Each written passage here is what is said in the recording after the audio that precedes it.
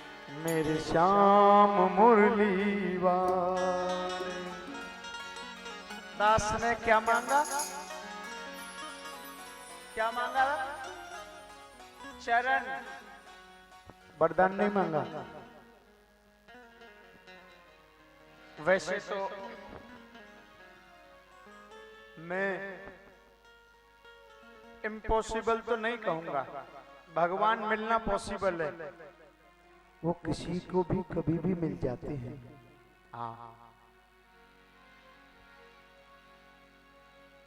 किसी को तो गाय चराते चराते मिल गए, किसी को तो घंटा की चोरी करते करते मिल गए। पता है ना?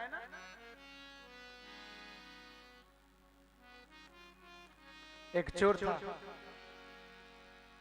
उसको घंटा चुराने में मिल गए। और किसी को तो लोभी बनने में ही भगवान मिल जाते हैं। न जाने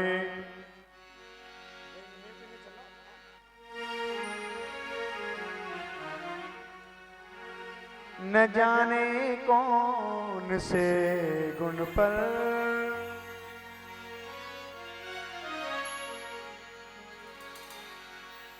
दयान दे रीझ जाते हैं।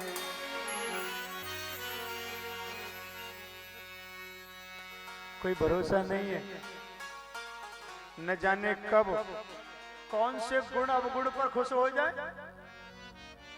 देखो, प्रभु कृपा जिन पर करते हैं ना, जरूरी नहीं है कोई कारण हो तभी कृपा करें। मेरे प्रभु तो अकारण भी किसी पर कृपा कर देते हैं,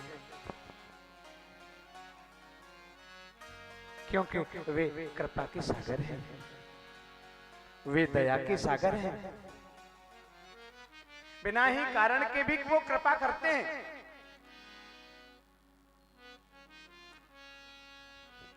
उस बहेलिया ने तो बाण मारा ना भगवान के पांव में। बाण मारने वाले से बताओ कोई खुश होगा? भगवान जी खुश हो गए। पूतना, आपने सुना है ना पूतना का नाम? क्या किया था पूतना ने? भगवान को जहर लगाकर स्तन पर वो पिलाया था। आप ही विचार करके बताओ, कोई ऐसा आदमी होएगा जो कि हमें जहर पिलावे और हम बातें खुश रह जाएं? है कोई आदमी दुनिया में? तुम हो क्या? आपको कोई जहर देवे, गिलास में भर के ले पी ले, और तुम बाजे खुश है कि जो कहोगे वाह बढ़िया करे अल्लाह ले आ पी लो? नहीं ना। लेकिन मेरे भगवान हैं, पूतना जहर लगाकर आई, भगवान को वो स्तन पिलाया। भगवान ने स्तन पिया और स्तन पी करके उस पर कृपा करी। और कौन सी कृपा करी?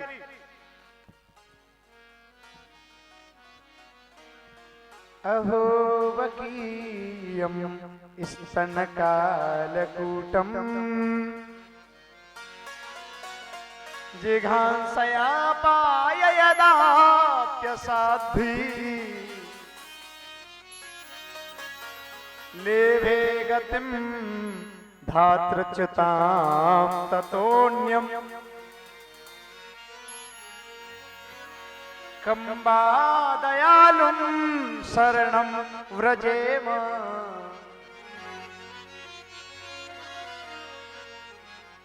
पतो है भगवान ने वहां पे कहा दया करी पूतना पे? सब लोगों को इतना ही पता है कि पूतना मार दी भगवान ने। अरे हम उस पूतना के मारने वाली नजर को देख रहे हैं, दूसरी नजर भी तो देखो। भगवान ने उस पूतना को मुक्ति दी, मुक्ति, सदगति, मोक्ष। और देखो यशोदा मैया को बाद में मिलेगी। यशोदा मैया से पहले यशोदा मैया को मिलने वाली कैटेगरी तो देखिए ना, अंतर ये देखिए कि भगवान जो फल माँ को देंगे वही फल पूतना मौसी को दे दिया मैया से पहले। और कई बात पे खुश है कि बोले यह बात पे खुश है कि मौसी जहर लगा के आई हमें मार दे। बताओ, ऐसे भगवान से कोई और दयालु होगा क्या दुनिया में? प्रभु जिन पर कृपा करते हैं ना, उनकी हर विपदा भी उनके कल्याण के लिए हो जाती है।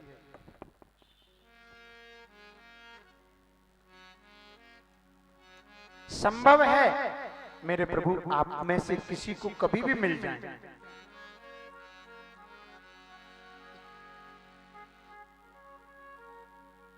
ये हो सकता है।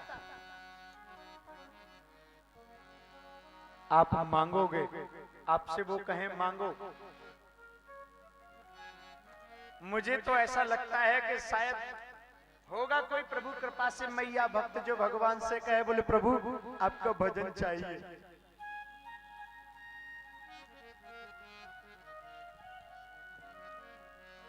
अर्थन धर्मन काम रुचि गति न चाहूं निर्वाण,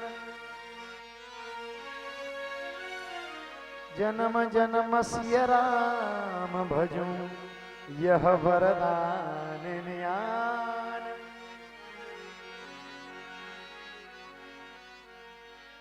ऐसा वरदान तो भगवान से भगवान के भक्ति ही मांगते हैं। कैसा कि प्रभु कुछ देओ मत देओ, दुनिया को कोई वैभव देओ चाहे मत देओ, तुम्हारी राजी पर इन चरणन ते दूर मत होने देना। मेरा मन बड़ा चंचल है, कैसे तेरा भजन करूं, जितना इसे समझाऊं उतना ही मचल जाए।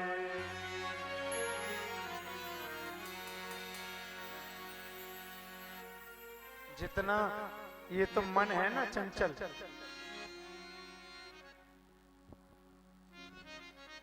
और ये चंचल मन तो भटकता है। खाली कथा में ही तुम्हारा मन यहाँ लगे, बाद बाकी दुनिया में मन ना लगे। इसलिए कह रहा हूं कथा भगवत नाम के अलावा ये हमारा मन किसी और नाम को लेवे ही नहीं।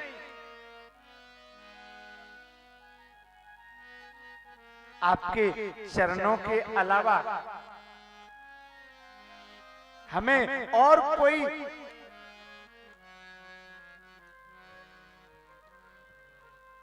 चाहत नहीं है। हमें और जीने की चाहत न होती,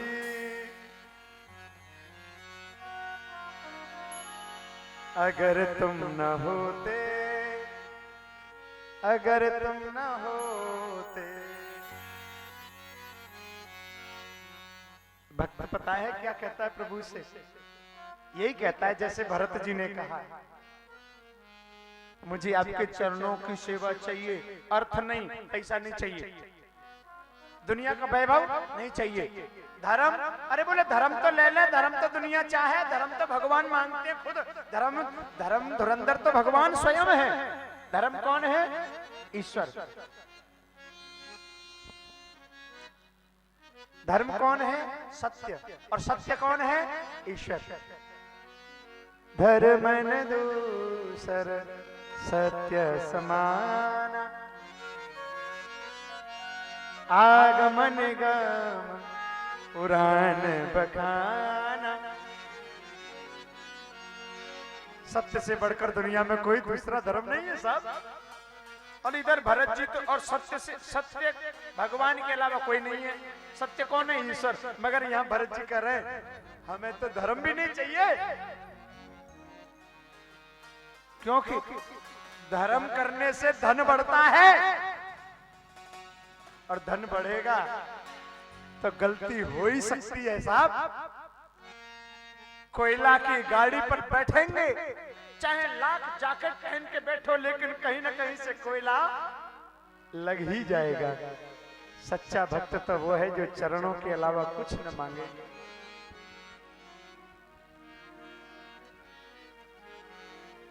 आपके चरण नहीं मिले हमें तो हमें जीना नहीं है गोपाल। ध्रुव जी ने बड़ी सुंदर निवेदन किया। भगवान बोले ठीक है ठीक है ठीक है, इतना तुमने निवेदन किया, अब बहुत हो गया ना, अब तुम मांगो, क्या चाहिए भाई। ध्रुव जी बोले मांगने की बात मांगेंगे हम, कुछ नहीं। भगवान बोले तो चल ठीक है, मैं दे रहा हूं। ध्रुव जी बोले पहले मेरी बात मुझे सुन ले, तुम दे रहे हो तो ये बात मेरी पहले सुनो। आप कुछ भी दो, देवे के संग मेरे अंदर जो भी विकार उत्पन्न हो सकते हैं, बोले वो विकार आप अपने हृदय में, आप अपने चरणों में पहले ही ले लीजिए। और वरदान दे ये दीजिए कि मैं आपके नाम का सुमिरन कभी भूलूं नहीं। भगवान बोले ठीक है, हम तुम्हें 36,000 वर्ष, आपको हम 36,000 वर्ष राज्य भोगने का वरदान देते हैं। आप जाओ अपने नगर में, और 36,000 वर्ष बाद मैंने तुम्हारे लिए, भगवान कह रहे हैं तुम मुझे बहुत प्यारो लगे हो,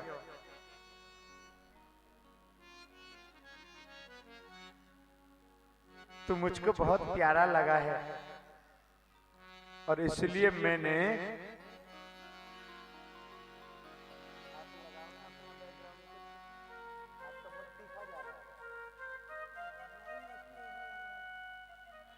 आपको पता है, भगवान बोले मैं अपने भक्तों को अपने चरणों के बहुत निकट रखता हूं ना।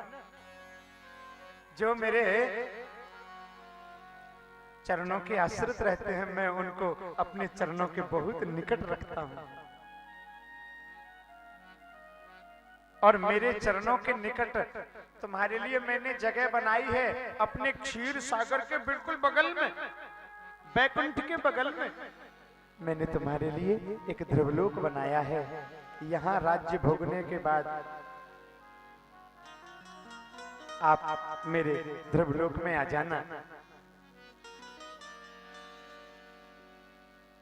ध्रुव जी को इतना वैभव देकर के भगवान वहां से अंतर ध्यान हो गए। ध्रुव जी ने 36,000 वर्ष राज्य भोगा सशरीर। दुनिया में आज तक ध्रुव जी के अलावा और कोई भी महापुरुष या कोई देवी देवता मृत्यु के सिर पर पैर रखकर नहीं गया है। केवल ध्रुव जी शरीर के सहित मृत्यु के सिर पर पैर रख करके अपने दिव्य धाम को गए।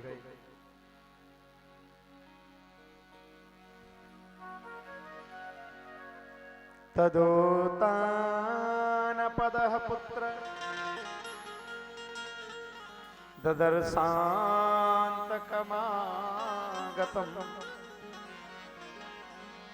मृत्योर्मूर्धनं पदम् दत्त्वा आरूरो अद्भुतम्।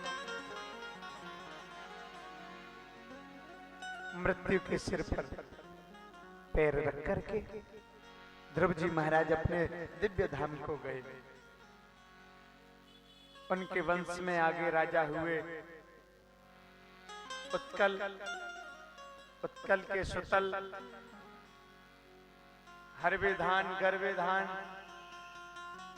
एक राजा हुए। उनके वंश में वेन। यदा देवेषु वेदेषु गोषु विप्रेषु साधुषु धर्मे मयि च विद्वेष सवासु विनिश्यति। ये राजा वेन ऐसा मूर्ख हुआ। इस राजा वेन ने संतों पर, ब्राह्मणों पर बड़े बड़े अत्याचार किए, प्रजा पर बड़े जुल्म ढाए। कैसे? अरे साहब इतना पाखंडी हो गया, आजकल भी बहुत सारे लोग हो जाते हैं इतने पाखंडी कि भगवान की जगह खुद ले लेते हैं। और लोग भी ऐसे मूर्ख हो जाते हैं कि भगवान मानकर मिट्टी के लोगों को पूछते भी हैं। आपको पता है वेन कितना मूर्ख हो गया? वेन ने सब पंडितों को बुलाया अपने राज्य में जितने थे, और सारे ब्राह्मणों को कह दिया, सुनो आज से तुम कोई भी यज्ञ करोगे, कोई भी पूजा पाठ करोगे तो मेरे नाम का मंत्र बोलोगे। यज्ञ करोगे तो यज्ञ में बोलोगे ओम वेनाय स्वाहा, वेन भगवान की जय। माने अपने नाम को उसने अपने राज्य में अनाउंस करवा दिया कि मुझे ही भगवान मानो, मैं ही तुम्हारा भगवान हूं। और साधु संत भगवान के नाम से भजन करें तो उनको मारे, उनकी दाढ़ी उखाड़े। ब्राह्मणों की चुटिया कटवाई दी। घर घर में लोगों ने भगवान की चित्र फोटो लगा रखे थे ना, सब उतरवा दिए, अपने फोटो लगवा दिए। ये देखो मती हो गई ना खराब, भगवान बनने चला था। बाबाओं को एक दिन आ गया गुस्सा, और बाबाओं ने उसके नाम की उल्टी माला फेरी, और क्रोधित होकर के संतों ने हाथ में जल लिया और उसके शरीर पर छिड़क दिया। उससे वो राजा वेन मर गया। अब साधु संत बड़े परेशान।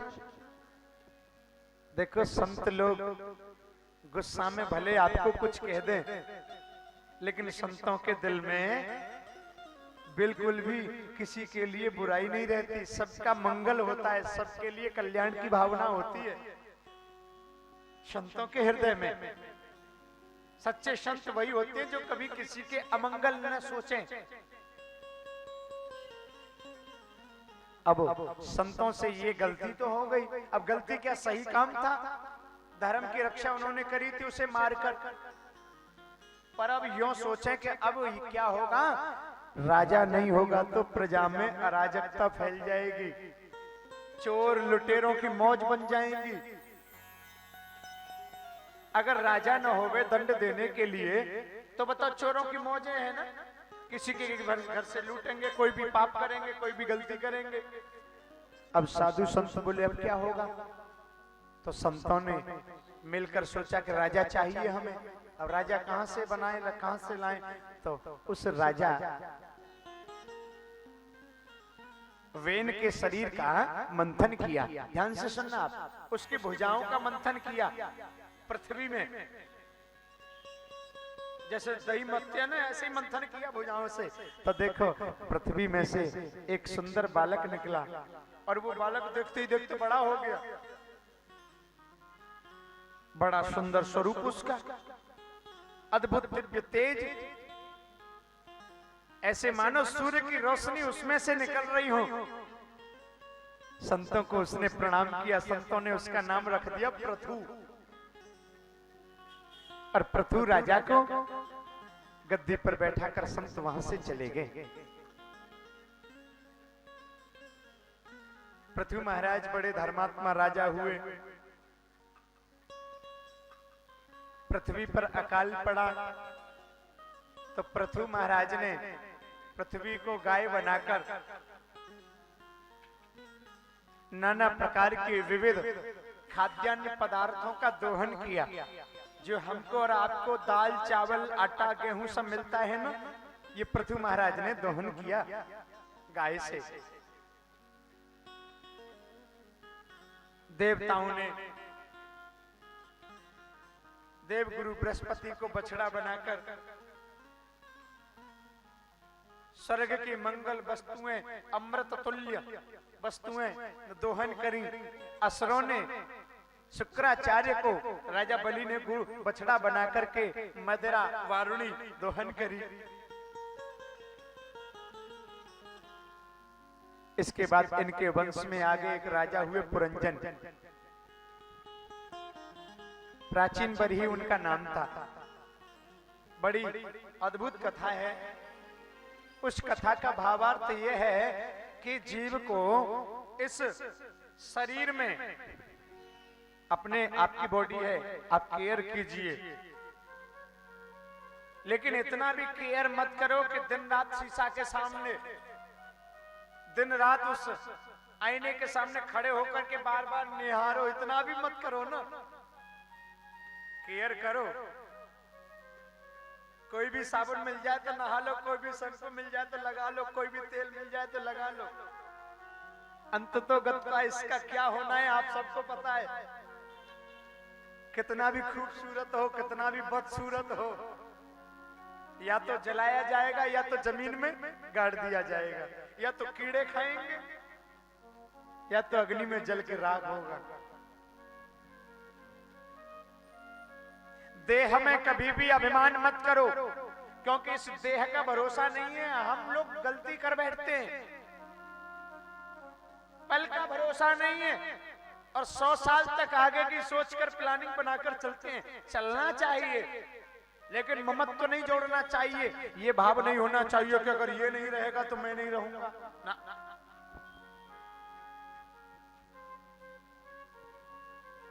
आया है सो जाएगा राजा रंग फकीर, कोई सिंहासन चढ़ चला, कोई बंधा जंजीर। जीवन में प्रेम को धारण करो, जीवन में सत्य को धारण करो, और जीवन में करुणावान बनिए। अच्छे विचार आपके होंगे तो जगत में हम फंस नहीं सकेंगे। हमें राम नाम के आश्रय रूपी नाव पर बैठकर ये सद्गुण हमें भगवत धाम तक ले जाते हैं।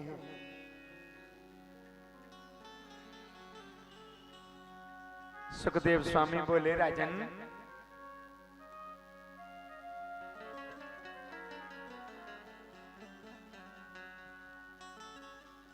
श्रूयतां धर्म सर्वस्वं श्रुत्वा चैवावधार्यताम्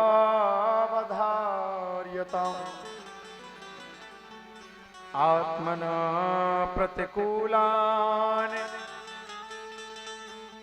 परेशान न समाचरे। ध्यान रखना, जो काम हमको पसंद ना हो, जो काम आपको पसंद ना हो, वो काम कभी दूसरे के साथ मत करना। सबसे बड़ा धर्म है।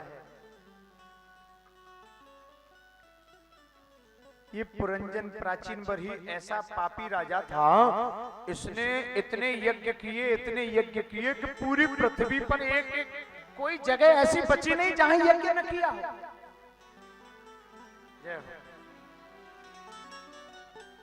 कोई जगह ऐसी बची नहीं जहां पर यज्ञ न किया हो। परंतु उस यज्ञ करने से क्या होता है? पुण्य मिलता है ना। यज्ञ करने से क्या होता है? पुण्य मिलता है। परंतु राजा प्राचीन बरही को पुण्य मिला नहीं, बहुत सारे पाप मिल गए उसको। अब बताइए, कोई फिर क्यों करेगा यज्ञ? कहने का मतलब है, यज्ञ आपको करना है तो सही नियम से कीजिए, विधि विधान से कीजिए। विधि विधान से किया गया यज्ञ ही फल देता है। अन्यथा